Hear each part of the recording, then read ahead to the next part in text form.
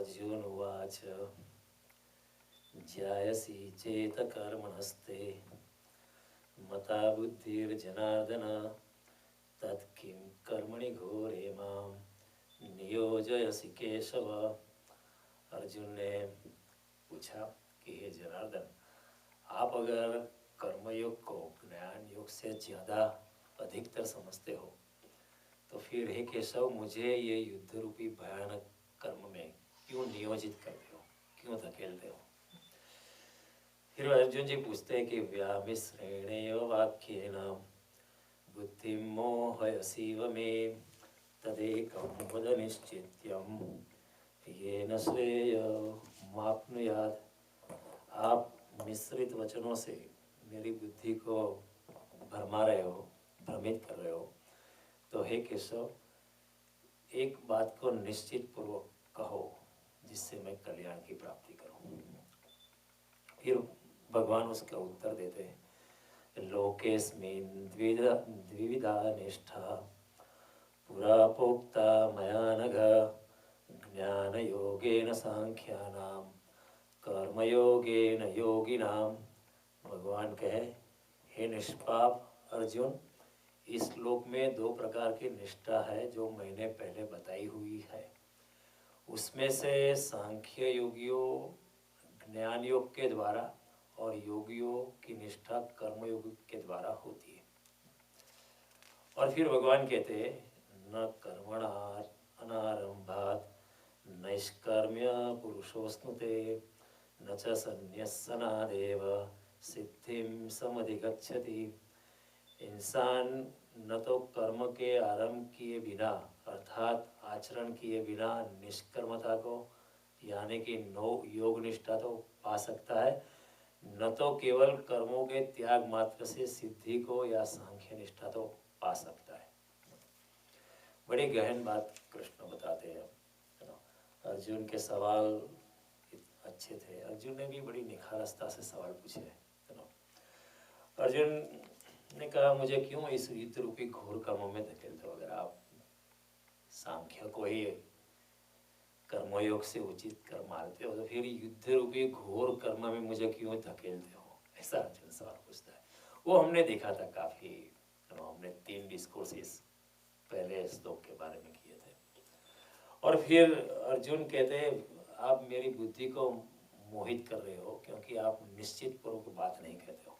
आप ये भी कहते हो और ये भी कहते हो। अभी समझने की बात यह है कि अर्जुन खुद डामाडोल है उसके दिमाग में, उसका मन भ्रमित कर रहा है। उसने खुद बताया था कि दृष्टेवं स्वजनम कृष्ण युयुत्सम समुपस्थितम सिदन्ति मम गात्राणि मुखम च परिशुष्यति गांडीवं संस्कृते हस्ता त्वक् चैव परिदह्यते न च शक्नोमि अवस्थातुं भ्रमति वचमेव। मेरे स्वजन को देखकर हे केशव मेरे गात्र शिथिल हो गए, मेरा मन भ्रमित हो रहा है, मेरा मुख सूख गया है, मेरी त्वचा जल रही है और मैं इतना कंफ्यूज हो गया हूँ कि मुझे कुछ पता नहीं चलता है। अर्जुन ने कुछ खुद बताया था, जिसका मन डामाडोल है उसको कितनी भी निश्चित से निश्चित बात आप बताओ वो पकड़ ही नहीं पाएगा। अर्जुन का मन डामाडोल है, is in a dilemma. Krishna ने जो बात बताई थी दूसरे अध्याय में वो क्या कम निश्चय वाली बात थी। कृष्ण ने दूसरे अध्याय के अंत में साफ बता दिया कि ऐसा ब्राह्मी स्थिति पार्थ नैनम प्राप्य विमुहे, ये पार्थ यही ब्रह्म की स्थिति है। स्थित्वा अस्य अंत काले भी ब्रह्म निर्वाण मृच्छति, इसको पाकर तू ब्रह्म निर्वाण को पालेगा। इससे ज्यादा निश्चय पूर्वक बात और क्या हो सकती है इस जगत में। कृष्ण ने दूसरे अध्याय में जो भी बातें बताई बड़े निश्चयता पूर्वक बताई थी, पूरी भगवत्ता जोड़ दी भगवान ने, पूरी दिव्यता भगवान ने जोड़ दी। इतने जोर से कहा था कि हम लोग भगवत गीता तो कहते हैं कि भगवत गीता गीत गोविंद उसे कैसे कृष्ण का ये गीत गोविंद है। अब सब बातें नैनम छिंदति शस्त्राणि नैनम दहति पावक न चैनम क्लेदयन्त्यापो न शोषयति मारुत। आत्मा का छेदन कोई नहीं सकता, उसको कोई जला नहीं सकता, सुखा नहीं सकता। आत्मा तो अजर है, अमर है। न जायते म्रियते वा नायं भूत्वा भविता वा न भूया जो नित्य शाश्वत अयम पुराणो न हन्यते हन्यमाने शरीर। शरीर के हरने से आत्मा को कुछ होता नहीं, आत्मा मरती नहीं। इससे ज्यादा निश्चय पूर्वक बात जगत में और क्या हो सकती है ना?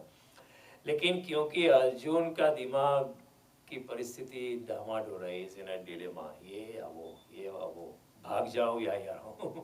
वो कहता है मैं भागना चाहता हूँ, अर्जुन कहता है, भगवान कहते हैं नहीं, भागना नहीं है, यहाँ ठहरना है। न केवल युद्ध के मैदान में ठहरना, लेकिन अपने भीतर जाना है। न केवल यहाँ से भाग जाना है, बल्कि अपने भीतर जाना है। Be conscious of your own consciousness. भगवान कहते सुख दुखे समय कृत्वा लाभालाभो जया जयो ततो युद्धाय जुस्व नैवं पापम वाप्स्यसि। अगर तो सुख दुख को समान करके अपनी स्थित प्रज्ञता में आके अपने आत्मा में रह के अगर तो युद्ध करेगा तो तुझे पाप नहीं लगेगा। क्योंकि अर्जुन को ये फिक्र थी, पाप लगेगा, पाप लगेगा, पाप। भगवान साफ कहते हैं पाप लगने वाला। लेकिन जब निश्चित से भी निश्चित बात अगर कोई कहता है, लेकिन हमारा मन अगर डामाडोल है, तो निश्चित बातें भी निश्चित नहीं लगती है। बल्कि Arjun turns around and alleges on Krishna कि आप ये भी बात करते हो, ये भी बात करते हो, मेरा मन भ्रमित हो चुका। कई बार ऐसा होता है ना, कोई लोग हमारी सलाह पूछने आते हैं, हम बात बताते, फिर वो दूसरों को कंसल्ट करता है, फिर हम हमारे पास फिर से आता है, वो कहेगा आप सब लोग मिलके मुझे मेरी बुद्धि भ्रमित करते हो। हालांकि उसकी बुद्धि पहले से ही भ्रमित है। जो रिजोल्यूट माइंड, तो इसलिए इसका मतलब है कि कृष्ण, अर्जुन जो है कृष्ण को समझ नहीं पाया। बातें सब समानांतर हो गई, रेल की पटरी की तरह। वो जो कभी मिलती नहीं, दूर मिलती हुई नजर आती है, बट कभी भी वो एक दूसरे को काटती नहीं है। अभी कौन उसका बनता नहीं है, they don't criss cross each other. तो अर्जुन के लिए, कृष्ण के लिए ये भी बात ऐसी होगी। मैंने आपको कहीं जिसका चित्त भीतर से उलझा हुआ है उसको निश्चित से निश्चित बात बताओ, लेकिन फिर वो 10 सवाल खड़ा कर देता है। लेकिन अगर हमारा मन साफ है, रिजु है, स्थिर है, बिल्कुल स्फटिक सा है, तो कृष्ण की बात तो बिल्कुल हम पकड़ लेंगे राइट अवे। कृष्ण की प्रतिभा इतनी सुंदर है, उनकी वाणी इतनी मधुर है, उसकी आंखों में इतना प्रेम है, उनमें से इतनी पवित्रता निकलती है, वो बोले ना फिर भी हम उनके चरणों में गिर जाएंगे। इतनी बड़ी प्रतिभा है कृष्ण की। लेकिन अर्जुन है इतना डामाडोल है, कृष्ण की निश्चय पूर्वक की बातें भी अर्जुन पकड़ नहीं पाता है। तो बातें निश्चित नहीं होती है, सिद्धांत निश्चित नहीं होता है, शास्त्र निश्चित नहीं होता है, हमारा चित्त निश्चित होना चाहिए। हमारी चेतना निश्चित होनी चाहिए। अगर चेतना निश्चित है तो हम पकड़ सकते हैं, लेकिन हमारी चेतना डामाडोल है तो निश्चित के निश्चित बात से भी हम कुछ ज़्यादा क्वेश्चन निकाल लेंगे। कई लोग ऐसे होते हैं ना, जब स्केप्टिक होते हैं, हम कहते हैं आप इधर से जाना, इधर से जाना, 285 ईस्ट लेना और आप पहुंच ही जाओगे। ऐसा हम निश्चय पूर्वक बता दें, then he thinks again again, नहीं इधर से जाओगा तो क्या होगा, इधर से जाओगा क्या, क्योंकि वो आपको स्वीकार करने के लिए तैयार नहीं है। तो उसकी वो 1000 सवाल उसमें से निकालेगा। लेकिन ये अच्छा है, अर्जुन की हमारे पर कृपा है। जितना अर्जुन सवाल पूछता जाएगा, कृष्ण उसके जवाब उत्तर देते जाएंगे। अर्जुन कंफ्यूज्ड है, कृष्ण को सवाल पूछता जाएगा, कृष्ण भी छलकते जाएंगे, छलकाते जाएंगे, प्रसन्नता से, मार्मिक हास्य से, मंद हास्य से, हंसते हंसते अर्जुन के हर सवाल के जवाब देते जाएंगे। ये उनकी बड़ी करुणा है, और अर्जुन की भी बड़ी करुणा है हमारे लिए। अगर अर्जुन ने सवाल नहीं पूछे होते तो कृष्ण ऐसे नहीं है कि इधर माइक्रोफोन लाओ मुझे कुछ लेक्चर देना है, कुछ लोगों को बुलाओ, फ्लायर भेजो, ईमेल भेजो कि कोई बोलने वाला है, आप इकट्ठे हो। कृष्ण को कोई परवाह नहीं है। कृष्ण, बुद्ध, महावीर जैसे व्यक्ति जो है केवल प्रति संवेदित होते। आप सवाल पूछते हैं, वो सवाल का जवाब देते, वो अपने आप नहीं बरसते, आपको सवाल पूछना पड़ता है। इसलिए आश्चर्य की ये बात है कि बुद्ध भगवान ने कोई किताब नहीं लिखी है। नॉर्मली हमारे जैसे लोग क्या करते हैं, किताब लिखेंगे, because I want to proclaim my scholarship, my स्कॉलरहुड।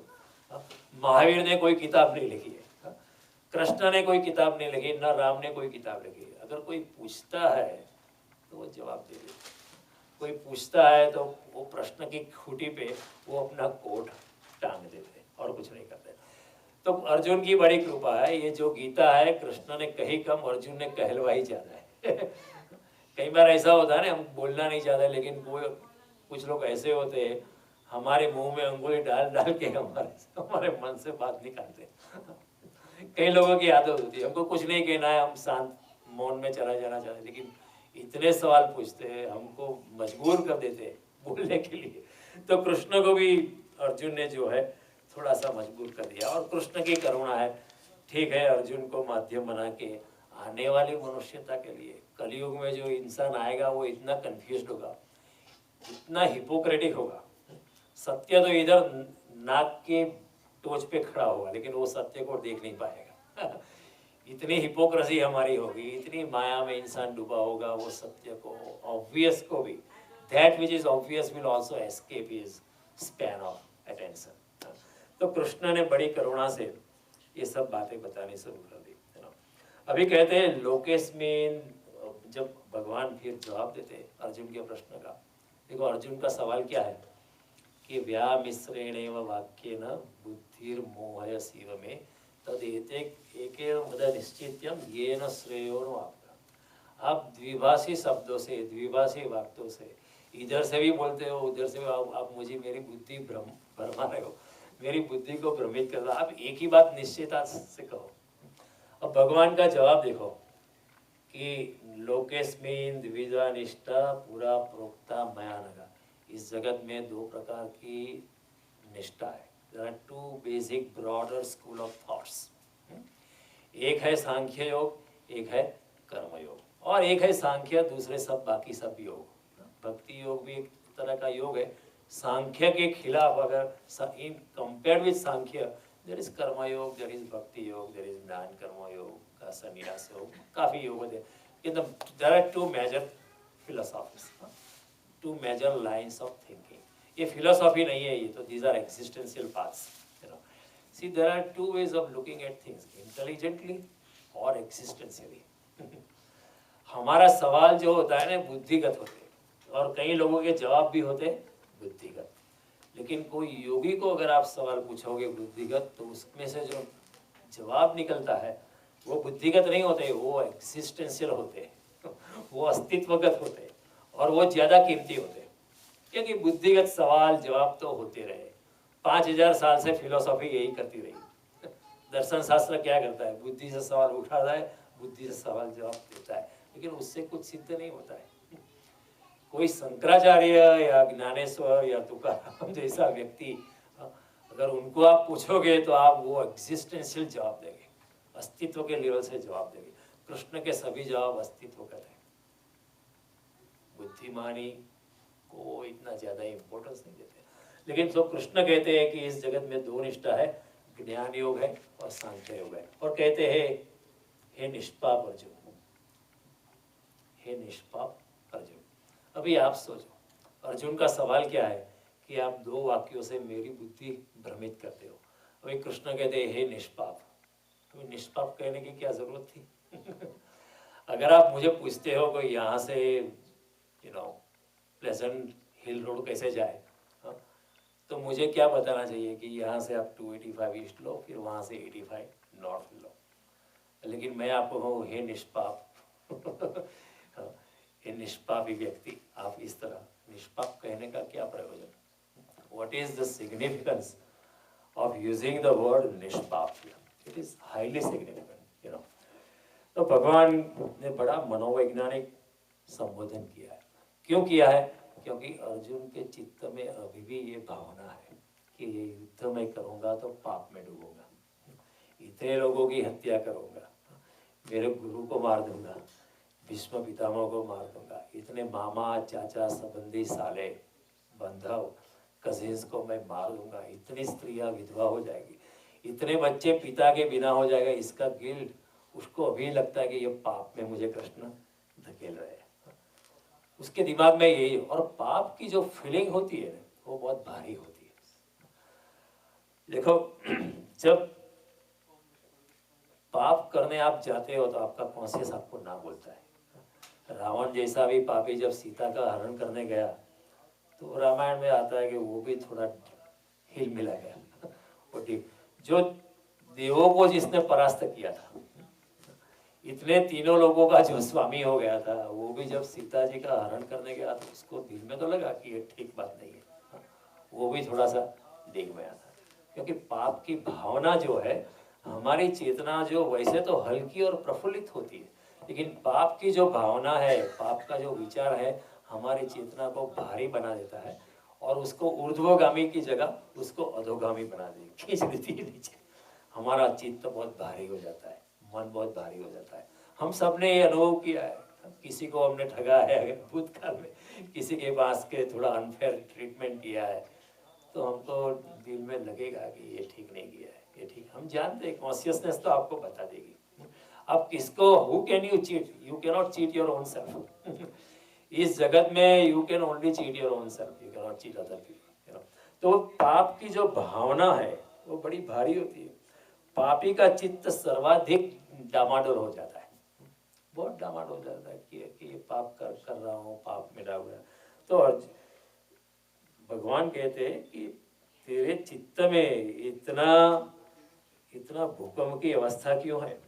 भगवान जानते थे कि उसको पाप की फीलिंग है, मैं पाप में डूब। क्योंकि अर्जुन के पहले सवाल, पहले अध्याय में, दूसरे अध्याय में सवाल किए कि ये तो भुंजीय भोगान रुधिरत प्रदिग्धान, ये लोहे से रक्त से भरे भोग को भोग के मैं क्या करूँगा, ये तो बहुत पाप हो जाएगा, कुल का नाश हो जाएगा, कुल धर्म सब नष्ट हो जाएगा और उसका मैं दोषित बन जाऊंगा।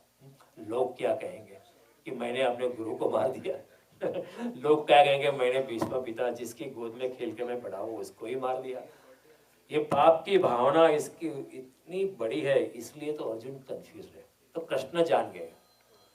तो अर्जुन ने सवाल पूछा है कुछ और, लेकिन कृष्ण कहते हे निष्पाप। अभी देखो, सवाल, अर्जुन का सवाल एक है और कृष्ण का जवाब कुछ अलग ही है। सवाल के साथ जवाब का कोई तालमेल ही नहीं है। There is no relationship between Arjun question and Krishna's answer. आप देख सकते हो, क्योंकि कृष्ण जो है इंटेलिजेंस का सवाल जवाब जो है उसका जवाब इंटेलिजेंस से नहीं देते, वो अस्तित्वगत लेवल पे जाके उसका जवाब देते हैं। He deals at the existence level. तो भगवान ने कहा कि ये चोरी का कृत्य, देखो चोरी इतनी नहीं सता, चोरी का कृत्य इतना नहीं सताता जिस उससे ज्यादा चोर होने की मनोदशा आपको ज्यादा सताती है। पाप का कृत्य कभी इतना नहीं सताता जितनी पापी होने की मनोदशा हमको सताती है। हम गिर जाते हैं, अपनी ही दृष्टि में हम गिर जाते हैं। लोग कहे उनसे पहले हम ही अपने आप को गिरा देते कि मैं तो ऐसे पापी ही हूँ, है ना। तो गिल्टी कॉन्शियस इतना था। और पाप क्या है? वो पाप के जो कृत्य करने से हमारा अंतरात्मा हमें रोकता है और जो कृत्य करने के बाद जिसको हम छुपाना चाहते हैं। There are two elements in this। पाप कृत्य ऐसा है जो हमारा अंतरात्मा ना बोलता है मत करो, लेकिन फिर भी हम करते हैं। और दूसरा उसका फीचर है, सिम्टम है, कैरेक्टरिस्टिक्स है कि पाप ऐसी चीज है जिसको हम छुपाना चाहते हैं। तो अगर पाप को हम प्रकट कर दें, पाप को अगर प्रकट कर दे तो पाप फिर पाप नहीं रहता है, क्योंकि उसकी one of the major characteristics का जो मुख्य लक्षण है कि उसको हम छिपाना चाहते हैं, वो चला जाता है, तो फिर पाप पाप नहीं रहता है। इसलिए प्रायश्चित की प्रक्रिया है। हमारे धर्मशास्त्रों में भी प्रायश्चित करो, पाप को प्रकट कर दो, मुक्त हो जाओ। अगर आप अपने किए पाप को लोगों को बता दो, या लोगों को नहीं बता, किसी अपने दोस्त को बता दो, तो आप पाप के भार से मुक्त हो जाते हो। ईसाइयत में भी ये प्रोसेस है, रिपेंटेंस। जाके अपने पाप की कबूलात करो तो इंसान हल्का हो जाता है, क्योंकि फिर वो जो पाप छुपाया नहीं है तो फिर वो पाप पाप नहीं रहता है। वो it becomes an ordinary act. इसका मतलब ये भी नहीं कि पाप करते जाओ और प्रकट करते जाओ, पाप करते जाओ, ये भी नहीं है। पाप के भार से अगर मुक्त होना है तो पाप के प्रागट्य से अपनी चेतना हल्की हो जाती है। और जो पाप का प्रागट्य हम करते हैं, फिर से वही पाप करने की सामर्थ्य हम में रहती नहीं है। सपोजिंग मैं चोरी करता हूँ और फिर मैं आपके सामने कन्फेस करता हूँ मैंने चोरी की है। अगर मैंने सच्चे दिल से कन्फेस किया है तो क्या मैं फिर से वो चोरी करूँगा? क्योंकि फिर से वही पाप करने की सामर्थ्य और ताकत चली जाती है इंसान की। इससे ये बड़ी गूढ़ मनोवैज्ञानिक प्रक्रिया है ना। अगर चोर कोई इंसान है, उसको 10 भले आदमी ऐसा कहने लगे, अरे तू कहाँ, तू चोर नहीं है, तू तो भला इंसान है, तू तो अच्छा इंसान है, तो चोर जो है उसको भी बदलाहट की संभावना बढ़ जाती है। सारा गांव उसको कहेगा तू तो चोर है, चोर है, तो उसमें गांव क्या करता है, उसको और चोर बनाता है उसको जो है और चोरी में धकेलता है। लेकिन कोई संत इंसान आके कहेगा नहीं नहीं तू चोर नहीं है, कौन कहता है तू चोर, तू तो अच्छा इंसान है, ठीक है जो हुआ सो हुआ, भूल जाओ, बीत गई सो बात हुई, भूल जाओ, अभी तो तू अच्छा ही इंसान है। 10 इंसान आके उसके बोल जाएंगे तू तो बड़ा अच्छा इंसान। It starts causing immediate catalytic change with in. एक अच्छा होने का मार्ग खुल जाता है, अच्छा बनने की एक सुविधा मिल जाती है। एक कहानी मैंने सुनी थी कि ऐसे एक सत्यनारायण भगवान की पूजा चल रही थी। सत्यनारायण भगवान का व्रत, उसका मतलब ही है कि आप सत्य बोलो सत्यनारायण भगवान की हम जो पूजा करते हैं उसका मतलब ही है कि आप सत्यव्रती बनो, आप सत्य को बोलो, चाहे कितनी भी परेशानी हो फिर भी आप सच्चाई को बोलो। तो एक संत थे जिन्होंने सत्यनारायण की कथा करवाई थी, तो एक चोर आया कि भाई मैं भी मेरे घर करवाना चाहता हूँ लेकिन मैं तो चोर हूँ, उसने साफ बोल दिया। जो कथा करवा रहा था पंडित, उसको साफ बोल दिया कि मैं तो चोर हूँ लेकिन आप मेरे घर आओगे। तो पंडित ने कहा ठीक है, आप भी सत्यनारायण की कथा करवाने के अधिकारी हो, चोर हो तो कोई फर्क नहीं पड़ता है, लेकिन मेरी एक शर्त है कि आप सत्य बोलना, आप सत्य बोलना। तो उसने कहा मैं तो चोरी करता हूँ, मैं कैसे सच बोलूँगा। संत ने कहा आप चोरी करते रहो लेकिन सच बोलना चोरी करते रहो लेकिन सच बोलना। अगर ये आप व्रत लेते हो तो तुम्हारे घर में आके सत्यनारायण का व्रत का पूजा विधि संपन्न करूँगा। चोर ने कहा ठीक है, मैं भी व्रत लेता हूँ कि सच बोलूँगा, चोरी करना जारी रख। ठीक है, संत ने कहा ठीक है, लेकिन देखो सत्यनारायण की पूजा अगर प्यार से करोगे, पवित्रता से करोगे, दिल से करोगे, it can cause subtle changes with in you. यही प्रोसेस होता है, it can be have big psychological impact on you. फिर वो चोर जो है उस रात जो है चोरी करने निकला। उसने सोचा अभी ये मैं छोटी मोटी चोरी करता रहा हूँ, क्यों ना ऐसा करूँ, एक बार चोरी कर लूँ बस फिर खत्म कर दूँ। तो उसने सोचा कहाँ चोरी करूँ, उसने सोचा राजा के महल में चोरी करता हूँ बड़ा माल, फिर चोरी करने की कोई आवश्यकता नहीं रहेगी। फिर मैं पंडित जी को भी बोल देगा भाई अभी चोरी भी करना बंद कर दिया और सच बोलना चालू किया तो थोड़ा सा मेरे में परिवर्तन आ सकता है। तो वो राजा के महल में गया और राजा ने भी वो रात को गया। राजा ने भी रात को निर्णय किया था कि मैं भी आज एक सिंपल सिविल ड्रेस में महल में घूमूंगा ताकि पता चले कि मेरे पीछे क्या चल रहा है देखने दो मुझे। क्योंकि ये सब जो प्रधान लोग हैं बड़े चमचे हो गए सत्य बताते नहीं है, मेरे पीछे क्या चल रहा है। ये रानियां भी मुझे कुछ बताते नहीं, मेरे बेटे भी जो है कुछ बताते नहीं, मुझे मालूम है कोई सच्चे नहीं बोलता है। मैं सिविल ड्रेस में थोड़ा महल में घूमता, वो चौकीदार बन के उधर उधर घूमा, है ना। तो वो चोर आया तो सामने राजा मिला। तो राजा ने पूछा तू कौन है, तो उसने सच बोलने का व्रत लिया था, उसने मैं तो चोर हूँ तो उसने चोर ने सामने पूछा कि आप कौन है, तो उसने बोला मैं भी चोर हूँ राजा ने ऐसा कहा मैं भी चोर हूँ। तो बोला साथ में चोरी करते, तो कहा ठीक है कि जो भी है 50-50%। तो चलो राजा ने कहा ठीक है 50-50। इन वो कहा वो सब जो जेवरात है वो तो अंदर तिजोरी में है, वो तो बंद है। चोर ने कहा उसकी फिक्र मत करो, मैं अंदर जाऊंगा, मैं बड़ा काबिल हूँ मैं बड़ा परफेक्टेड, मुझे सब पता है, ताला वाला सब खोल दूंगा, तुम बाहर खड़े रहो, कोई अगर आता है तो मुझे जरा इशारा करना ताकि हम दोनों भाग जाए। राजा ने कहा ठीक है, आप चोरी करने अंदर जाओ। वो गया अंदर, उसने ताला तोड़े और काफ़ी हीरे जवाहरात पड़े थे। उसने सोचा ज़्यादा लेके क्या करना है, अब तो सत्य के रास्ते पे चलना है। 2 हीरे मेरे लिए और 2 हीरे वो दूसरे चोर के लिए तो उसने 4 हीरे निकाले, अब 2 अपने लिए, 2 राजा के लिए। और वो गया बाहर और ईमानदारी से 2 हीरे उस दूसरे चोर यानी राजा को दिए, 2 हीरे अपने पास रखे और दोनों चल गए। राजा भी चल गया, जाके सो गया दूसरे दिन it was the news in the town कि चोरी हुई है महल में, द सेफ्स आर ब्रोकन। तो राजा ने मंत्री को बुलाया, तो मैंने सुना चोरी हुई है। तो मंत्री ने कहा हाँ ठीक, चोरी आपकी बात सही है, चोरी हो गई है, ताले टूट गए। तो मंत्री को जो बताया कि आप जाके जांच करो कि कितने हीरे चले गए। हाँ? तो मंत्री जी गया और वापिस आके बोला कि ज़्यादा कुछ नहीं गया, सिर्फ 6 हीरे चले गए सिर्फ 6 हीरे चले गए। मंत्री राजा को पता चल गया। तो राजा ने कहा ठीक है। तो उन्होंने बोला आप यहाँ बैठो, मैं आता हूँ। तो फिर राजा ने क्या किया कि अपने सिपाही को मंत्री जी के घर भेजा और बोला कि मंत्री जी को, बीबी को कहना कि जो 2 हीरे मंत्री जी ने अभी घर में भेजे हैं वो वापस भेजो मेरे साथ क्योंकि गए थे हीरे 4, मंत्री ने कहा 6 गए, 2 उठा के वो अपने घर लेके तो बीबी को कुछ पता नहीं था कि मेरा हस्बैंड थोड़ी चोरी भी करता है सभी बातें लोग बीबी को बताते नहीं है। अगर बताते बीबी कम से कम कहते कि ये तो काम मत करो आप। तो बीबी को पचपा वो भोली वाली थी, उसने 2 हीरे जो घर में आए थे वो निकाल के वो सिपाही को दे दिए, सिपाही ने राजा को दे दिए।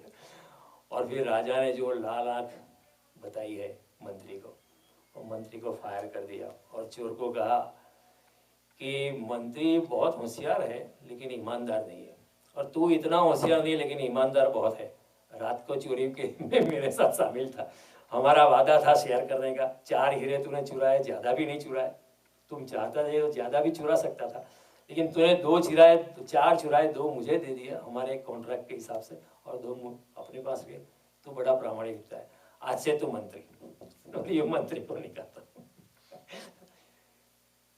जगत बड़ा रहस्यमय है। भगवान भी कहते हैं इदम तु ते गुह्यतमं प्रवक्ष्यामि, कब क्या हो सकता है पता नहीं चलता है। लेकिन अगर हम ईमानदार है, प्रामाणिक है, पवित्रता को बनाए रखते, परमात्मा सहायता करता है।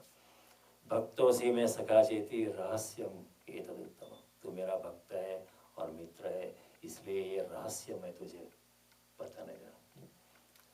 इदम तु ते गुह्यतमं प्रवक्ष्यामि ज्ञान विज्ञान सहितम यत् ज्ञात्वा मोक्षसे अशुभात्। इसलिए हम कहते हैं गीता रहस्य है, रामायण रहस्य है, श्रीमद् भागवत रहस्य है, पुराण रहस्य है, उपनिषद रहस्य है।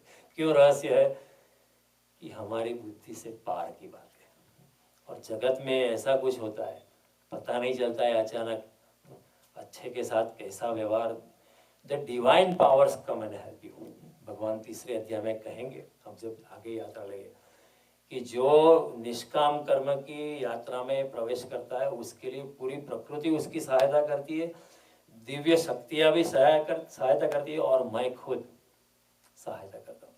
भगवान कहते हैं तस्मात् सर्वगतम ब्रह्म नित्यम यज्ञ प्रतिष्ठितम। ये निष्काम कर्म के यज्ञ में मैं खुद हरि हूँ सहायता के लिए। तो चोर को भी सुधारने की सुविधा बन सकती है अगर आप चोर को भी कहने लगो कि तू तो अच्छा ही ना। देखो हमारे ऋषि मुनि ने एक बड़ी अच्छी प्रक्रिया दी थी कि अगर पाप से बहुत चित्त भारी हो गया है तो तू गंगा में जाके या नर्मदा में जाके यमुना में जाके कावेरी में जाके बड़े पवित्र भाव से उसमें जाके स्नान कर, और ऐसी पवित्र भावना से तेरे पाप धुल गए और धुल ही जाएंगे। देखो गंगा के पानी में या नर्मदा के पानी में, यमुना के पानी में, कि कावेरी के पानी में, कि गोदावरी के पानी में, त्रिवेणी संगम, ऐसा कोई केमिकल रसायन है नहीं, ऐसी कोई केमिस्ट्री नहीं कि आप अंदर जाओ और आपके पाप धुल जाएंगे, ऐसा कुछ है नहीं। लेकिन जो इंसान पूरी पवित्रता से, पूरे मानसिक ढंग से, अपने समग्र व्यक्तित्व से ऐसा मानकर कि अभी ये पवित्र गंगा में, पवित्र नर्मदा में, यमुना में ये भगवान ने भेजी ये नदी, उसमें डूबकर मेरे पाप धुल ही जाएंगे, और फिर ऐसी भावना से स्नान करके बाहर निकलता है तो वो पूरा परिवर्तित होकर बाहर निकलता है। भावना का सवाल है, it has a bigger psychological hammering. और जब ऐसी भावना से, जब ऐसे मानसिक ढंग से वो बाहर निकलता है तो वो बदल जाता है इंसान। There is a discontinuity between his previous self and the new self. फिर वही पाप करने की ताकत खो जाती है, वही पाप करने का सामर्थ्य चला जाता है। एक बार ऐसी पूर्णता से आप करोगे तो वही पाप करने का आप कर ही नहीं पाओगे। अरे मैंने गंगा में स्नान किया, फिर से मैं कैसे पाप कर सकता हूँ? हो नहीं सकता। इसी हिसाब से कई लोग गुरु माला डालते थे गले में, और फिर हम सोचेंगे कि गुरु की माला गले में ये काम मैं नहीं कर पाता, ये पाप कृत्य मैं नहीं कर पाऊंगी। These are very psychological and esoteric methods of causing an inner transformation. आंतरिक बदलाव के ये बड़े सचोट मार्ग थे, लेकिन हमारा एजुकेशन ने हमको भी करप्ट कर दिया। हम लोग नहीं, ये तो हम्बग है, नहीं हम्बग नहीं है, में बड़ा विज्ञान छुपा हुआ है। और वो भी अगर ऋषि की प्रतिभा में, प्रेजेंस में अगर आप कहो कि मैं अब गंगा में जाता हूँ, नर्मदा में जाता हूँ और मैं प्रतिज्ञा करता हूँ कि मेरे सब पाप धुल ही जाएंगे, फिर से वो पाप हो सकता नहीं। You come out as a, there is a discontinuity between your previous self and your new self. वो पुरानी आइडेंटिटी जो होती है वो टूट जाती है, वो टूट जाती है, पूरी बदलाव आ सकती है। तो अर्जुन ने जब बात पूछी कि निश्चयता से आप बात करो, तो कृष्ण कुछ और ही जवाब देते कृष्ण जवाब नहीं देते, वो कहते वो निष्पाप अर्जुन। अब ये निष्पाप बोलने की कोई जरूरत नहीं, लेकिन भगवान क्या करना चाहते हैं? निष्पाप कह के अर्जुन के दिमाग से वो पाप की मनोदशा है, पाप का जो भार है वो निकालना चाहता है, ताकि वो कृष्ण की बातें समझ सके। जब तक पाप की भावना है तब तक अर्जुन भगवान की बात पकड़ ही नहीं पाएगा, ये कृष्ण साहब जानते हैं।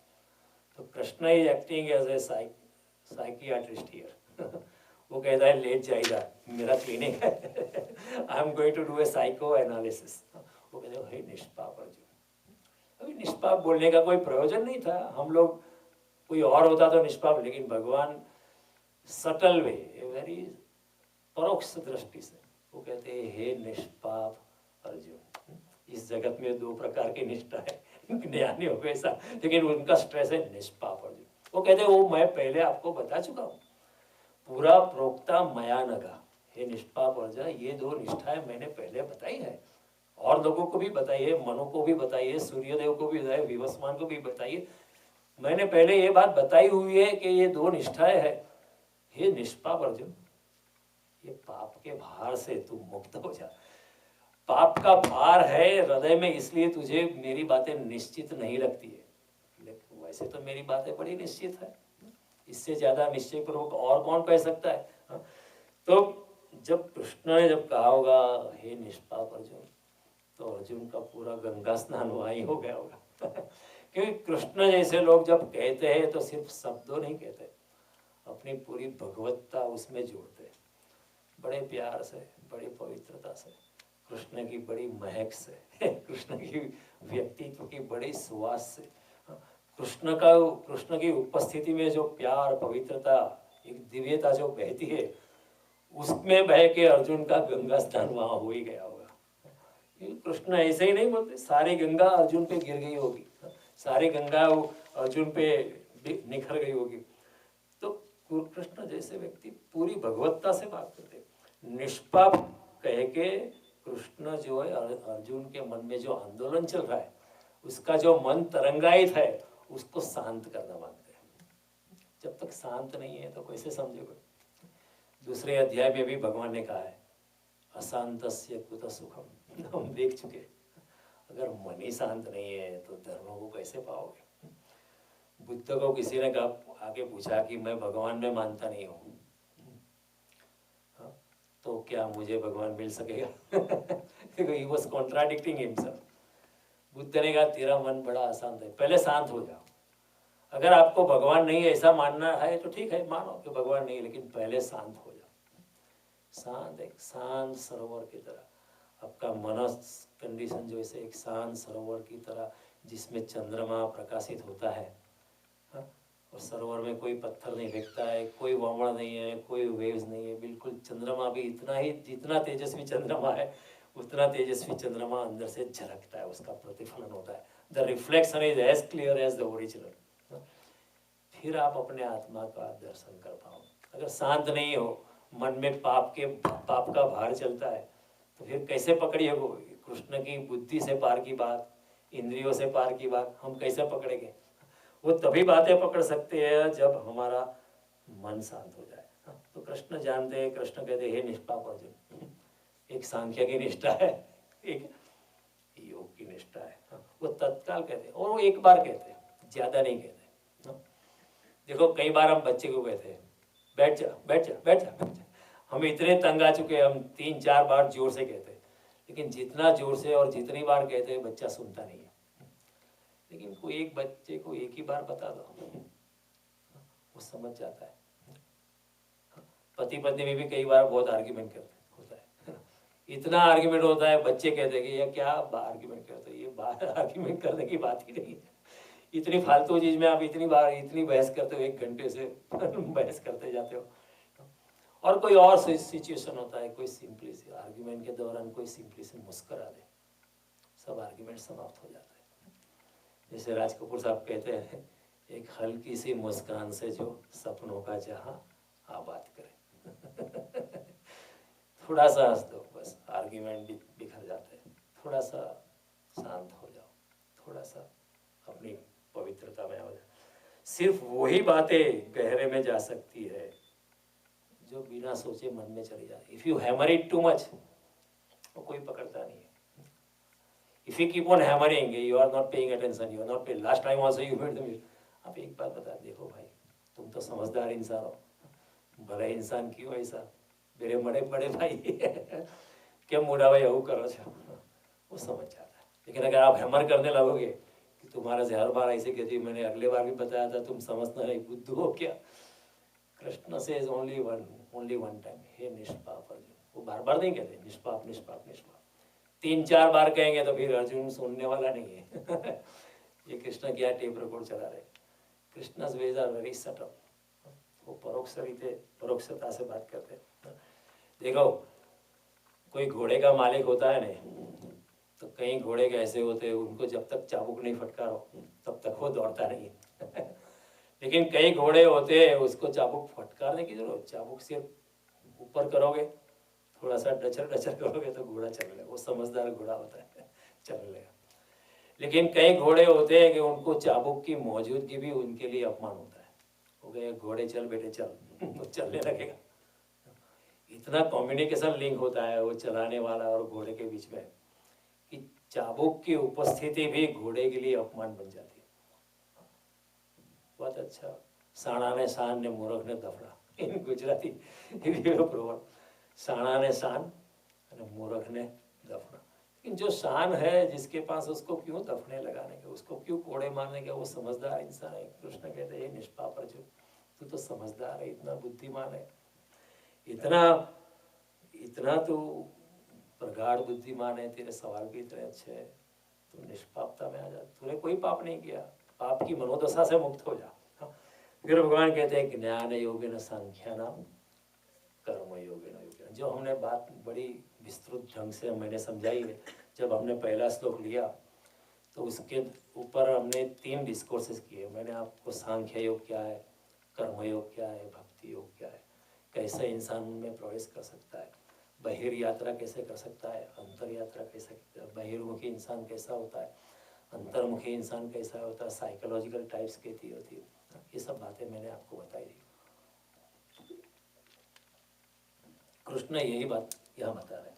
लेकिन अभी जो कृष्ण कहते हैं कर्मयोग की शुरुआत में ही कहते हैं कि 2 निष्ठा है, लेकिन न कर्मणात् अनारंभात् नैष्कर्म्य पुरुषोऽश्नुते न च संन्यसनादेव सिद्धिं समधिगच्छति।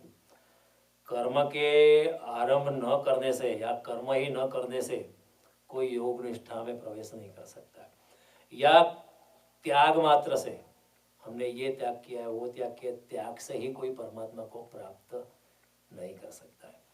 कृष्ण जानते थे कि बड़ी नासमझ लोग पृथ्वी पे बहुत है। कृष्ण कहेंगे निष्काम कर्म करो, फल की आशा छोड़ दो। तो कई हमारे साधु लोग जो भगवे पहन के मंदिर में बैठे हैं, वो लोग कहते अरे हम तो कुछ करते ही नहीं है क्योंकि हमको कोई फल की आशा नहीं है। कृष्ण कहेंगे ये तुम्हारा निष्कर्म नहीं है, ये तुम्हारा कर्मयोग नहीं है कि बैठे रहो। ये कुछ ना कुछ तो करना ही चाहिए, लेकिन निष्काम भावना से करो। अगर आप निष्कर्म अकर्म में चले जाते हो ऐसे, वो तो आलसी भी पड़े कर सकता है।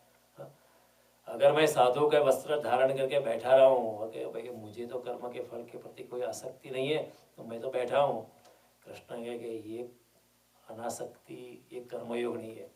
कर्मयोग का मतलब है कर्म तो करते ही रहो, लेकिन फल पे आशा छोड़ दो, फल में आसक्ति मत रखो।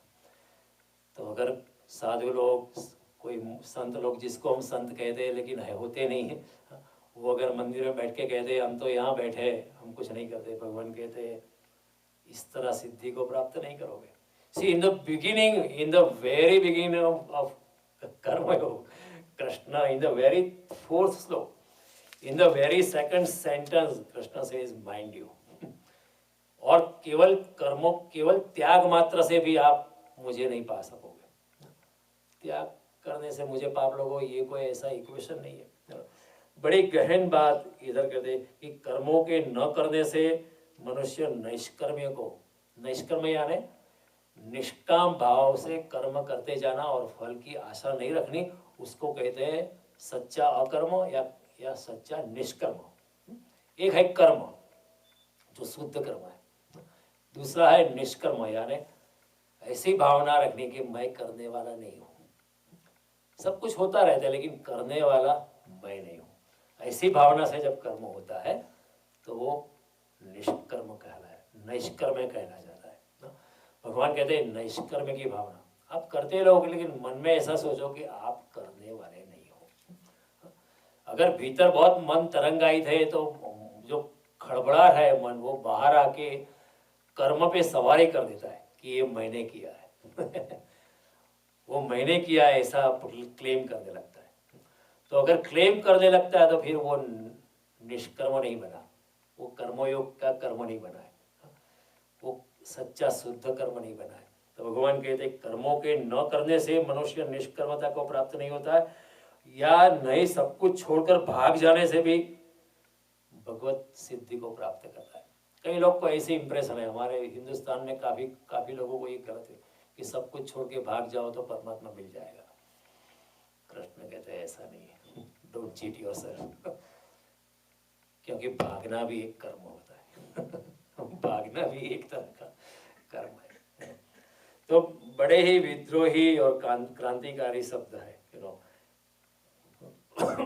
क्या होगा जंगल भाग जाने वाले का। अगर आप भाग जाते हो लेकिन ये एक कर्मयोग में आपने प्रवेश किया है ऐसा मानना गलत होगा। कर्म तो कर्म को छोड़ने से निष्कर्मता में प्रवेश नहीं किया जाता, या भागने से भी उसमें जाया नहीं जा सकता है। देखो केवल त्याग करने से आप कर्मयोग में नहीं प्रवेश कर सकते हो। कृष्ण बड़ी साहब कृष्ण कहते नहीं कश्चित क्षणमपि जातु तिष्ठत्य अकर्मकृत। जो जिस जीव ने शरीर में प्रवेश किया है उसको कर्म करना ही पड़ेगा, कर्म किए बिना उसकी एक क्षण भी नहीं जाएगी। भगवान खुद कहते हैं कि मुझे इस त्रैलोक्य में कुछ भी करने के लिए बचा नहीं है, फिर भी मैं निरंतर कुछ न कुछ करता हूँ। निष्काम भावना से करते रहो, करते रहो, काम करते रहो, नाम जपते रहो। Let us then be up and doing with a heart for any pain. Learn to labor and to wait for His grace. With heart within and God overhead. भगवान को अपने सर पे। स्वकर्मणा त्वम अभ्यर्च सिद्धिम विन्दति मानव। अपने अपने कर्म को भगवान के चरणों में अर्पित करके इंसान सिद्धि को प्राप्त करता है। यानी न करके नहीं, भाग जाने से नहीं, कर्मों को करके और भगवान के चरणों में अर्पित करके ही सिद्धि को प्राप्त कर सकता है। ये बड़ी गहन बात है। देखो दो बात है, कोई कहेगा आज मुझे बीमारी नहीं है, There is a difference between disease and health. Disease and health are two different things. If somebody says आज मुझे कोई बीमारी नहीं है, उसका मतलब नहीं कि वो आज स्वस्थ है. Tomorrow, if I have malaria, if the doctor comes today, I can say I don't have that disease called malaria today, but it doesn't mean I will be healthy. To be healthy is a totally different thing. उसी तरह कर्मयोग is a total different thing than कर्म को छोड़ देना या कर्म से भाग जाना. कर्मयोग is a totally different dimension than कर्म को भाग छोड़ देना या कर्म से भाग. Just as to be healthy is a very different thing, is of a higher character than to be disease free. लेकिन हमारी मनोदशा ऐसी है ना, हम कहते हैं this is a centre for disease control. कहना तो ऐसा चाहिए कि we are this is a centre for health maintenance. This is more positive. वो ज़्यादा विधेयात्मक है, लेकिन हम कहते disease control is somewhat negative. कि डिसीज तो होगा ही, लेकिन क्या करें, उसको डिसीज को कंट्रोल कर सकते हो ज़्यादा से ज़्यादा. So it's a totally different. निष्कर्मता जो है वो कर्मयोग नहीं है.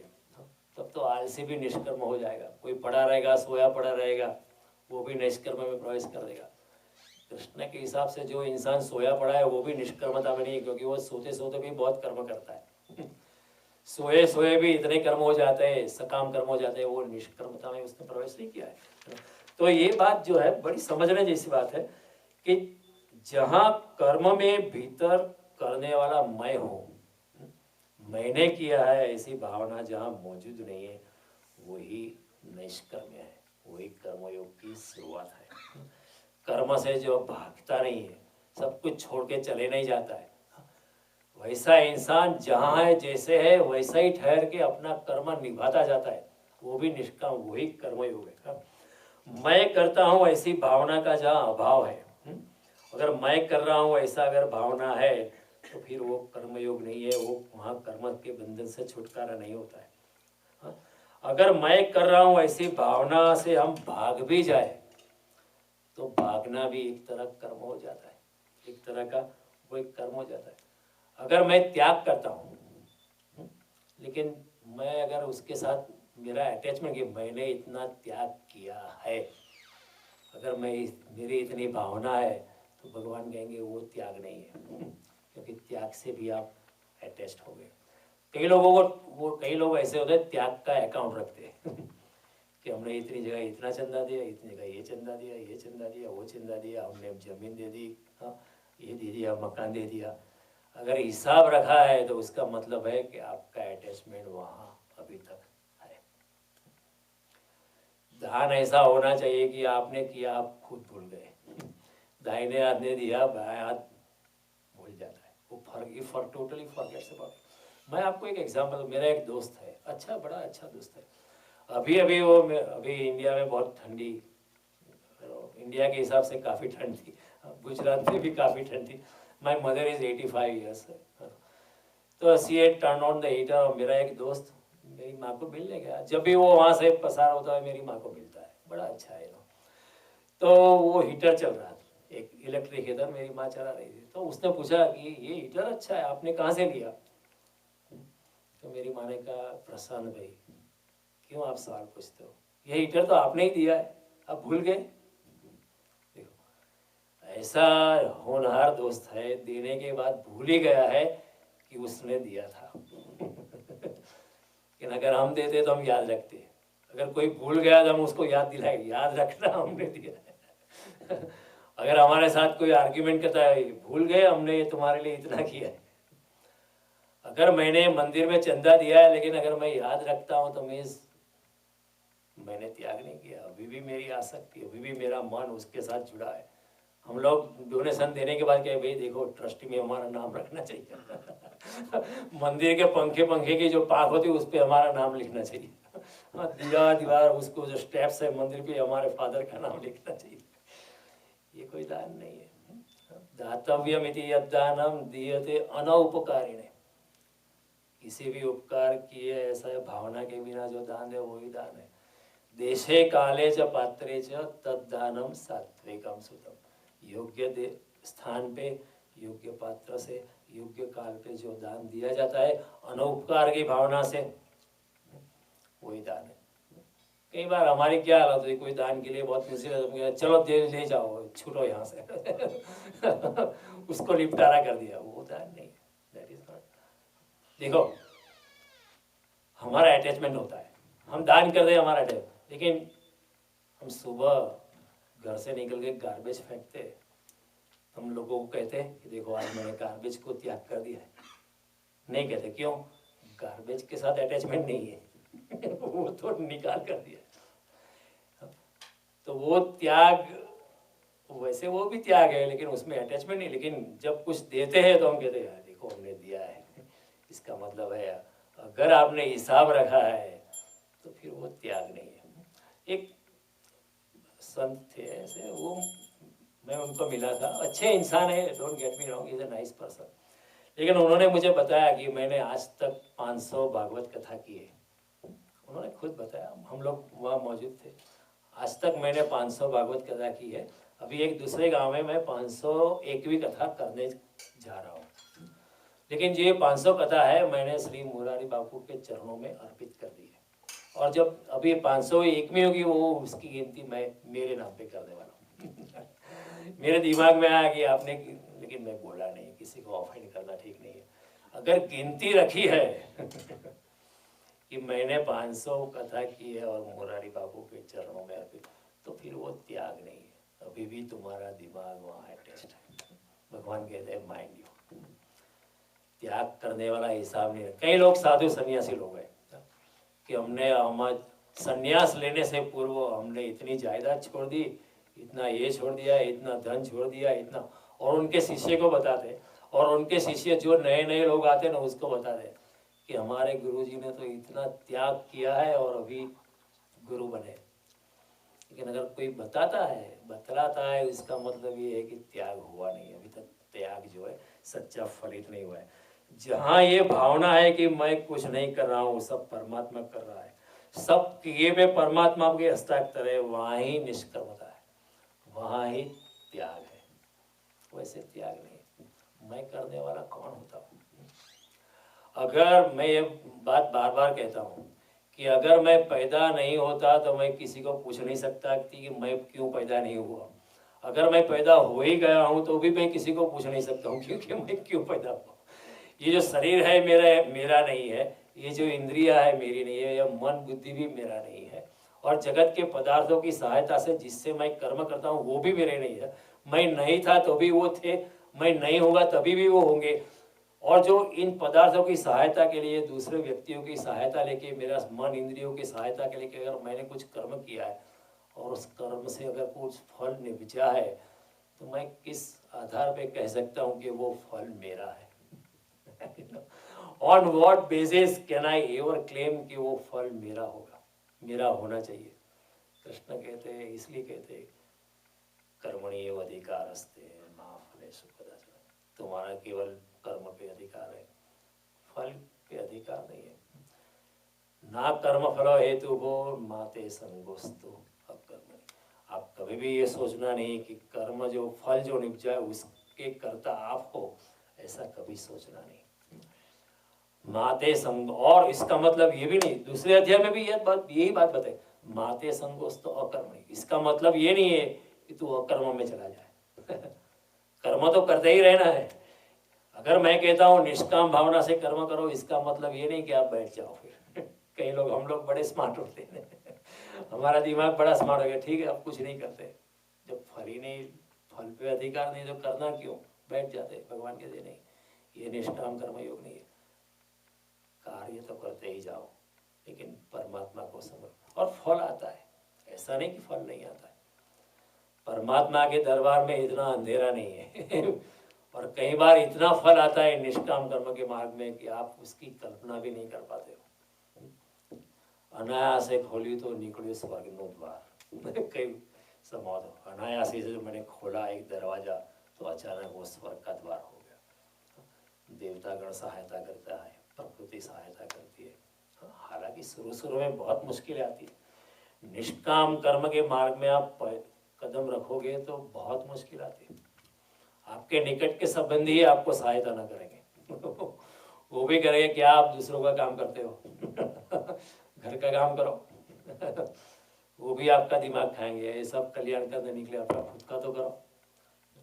निष्काम कर्म के मार्ग में बहुत कष्ट आने वाले। कृष्ण 18वें अध्याय कि ब्राह्मणत्व क्या है, कि ब्राह्मणत्व वही है जो कष्ट सहन करके भी जो दूसरों का काम करता है। कष्ट को सहन करने के पश्चात भी वो धर्म और धर्म शास्त्रों को लोगों को समझाता है। ये बड़ी कठिन बात है, बड़ी it's like walking on the razor's edge, खाड़ानी धार बड़ी हिम्मत चाहिए। लोग बड़ी आपकी टांग खींचेंगे, आपकी प्रतिष्ठा को भी हानि पहुंचेगी, प्रतिष्ठा आपकी गिर सकती है। आप अच्छा कार्य करोगे फिर भी लोग आपके ऊपर कीचड़ डालेंगे।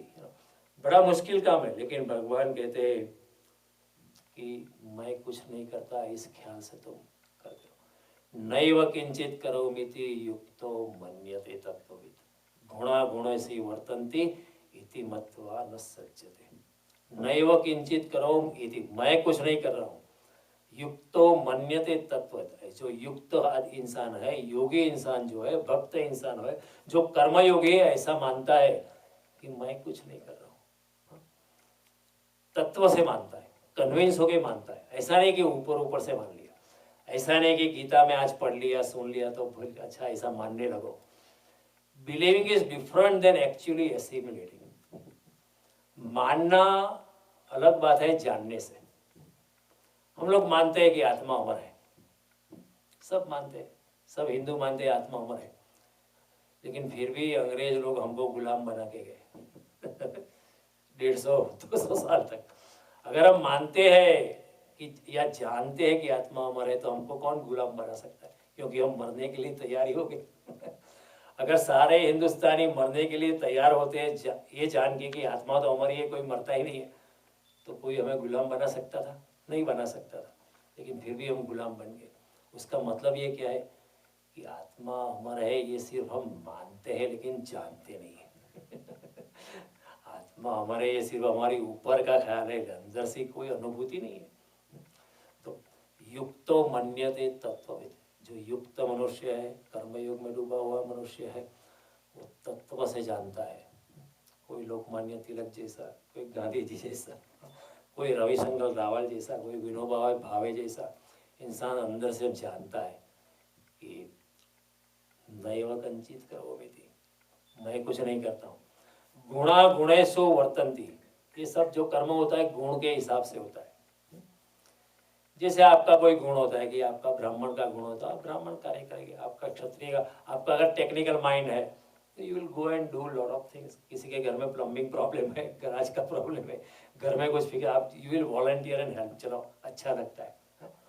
तो कैसे होता है? आपका गुण ऐसा है, वो गुण जो है बाहर कर्म में प्रवाहित होता है। जैसा इंसान अंदर से होता है वैसा वो बाहर उसका कर्म होता है।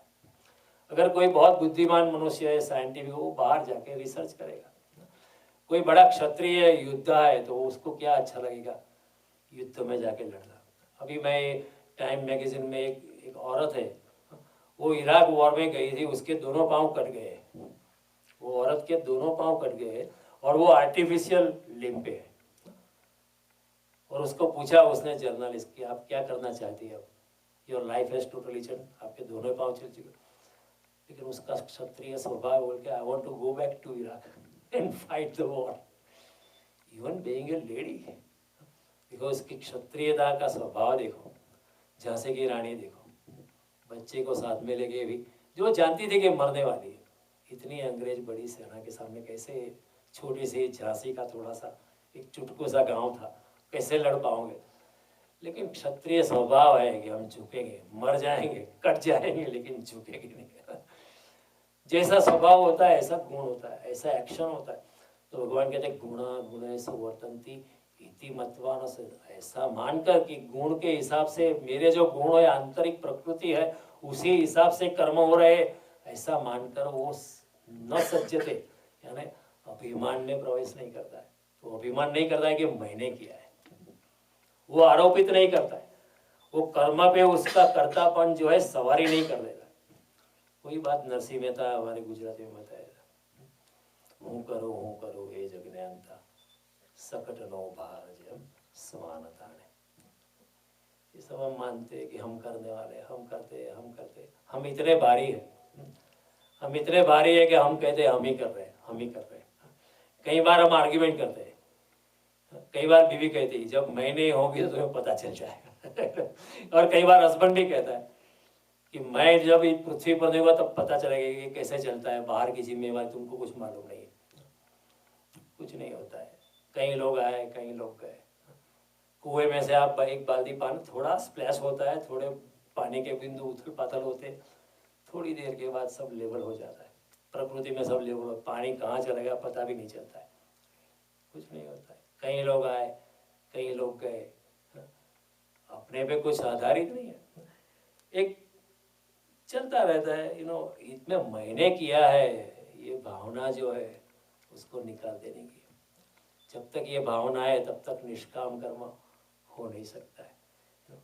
कई बार होता है ना, हम कई बार हमारे कर्तापन इतना मजबूत होता है, जो नहीं किया है उसकी भी हम क्रेडिट लेने के लिए तैयार हो जाते हैं। कई बार ऑफिस में भी ऐसे होता है, जो आपने प्रोजेक्ट नहीं किया हम लोग क्रेडिट ले लेते हैं। न केवल हमारे कर्तव्य की क्रेडिट लेते हैं, लेकिन जो हमने नहीं किया है उसकी भी क्रेडिट लेते। कर्तापन की भावना इतनी मजबूत है, मैंने किया है। अगर यहाँ मंदिर में कोई प्रोग्राम है और कुछ मैं यहाँ लेके आता हूँ और मैं मानता हूँ अनाउंस नहीं करना है, लेकिन फिर भी मेरा कर्तापन की भावना इतनी मजबूत होगी ना, मैं आपको पूछूंगा कि आपको ये सलाद कैसा लगा आप कहेंगे यार सलाद बहुत अच्छा लगा, आप लाए थे? मैं कहूँ नहीं, मैं लाया था लेकिन किसी को बताना नहीं ऐसा कह के मैं बताने के लिए बहुत उत्सुक होता हूँ। क्यों? कर्तापन की भावना, मैंने किया है, आई हैव डन इट, इतनी मजबूत है।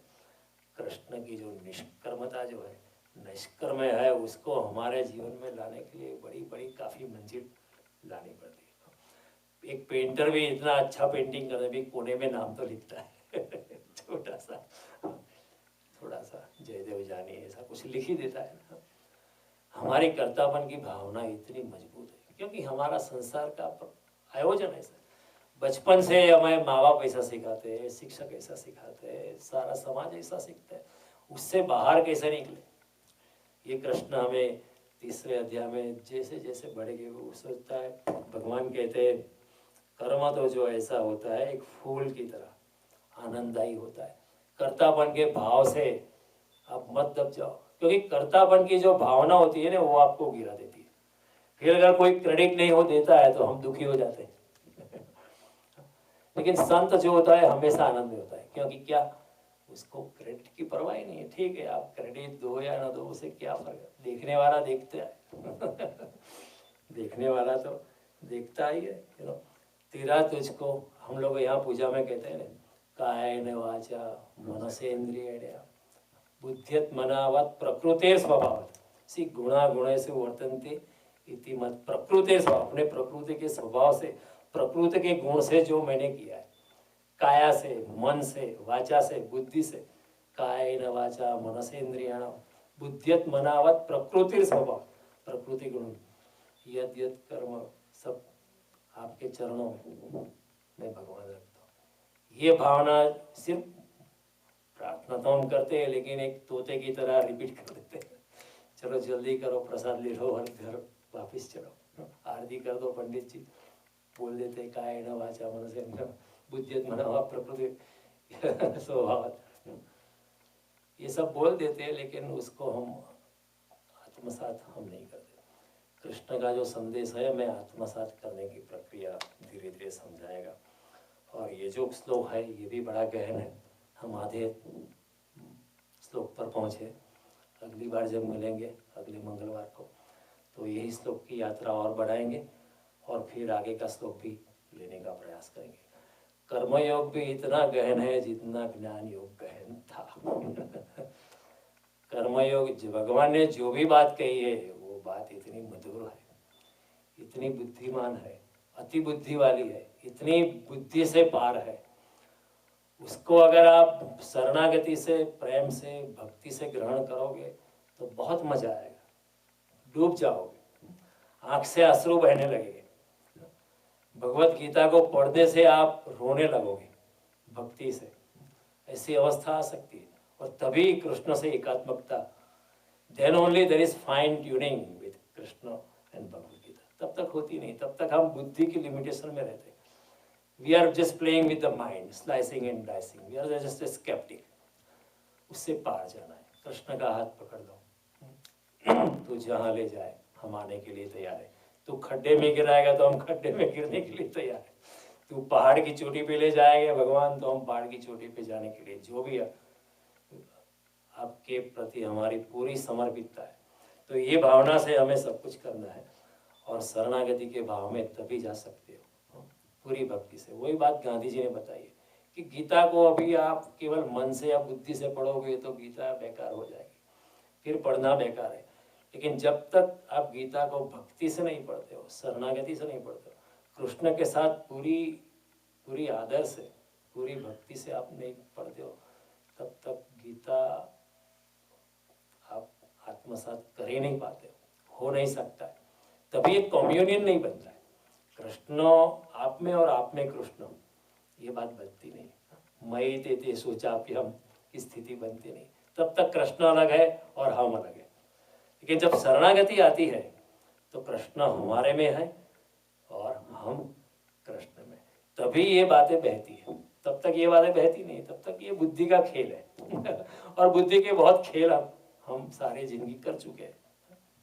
तो इससे ऊपर उठना है। तो अगले मंगलवार को हम फिर से मिलेंगे। धन्यवाद।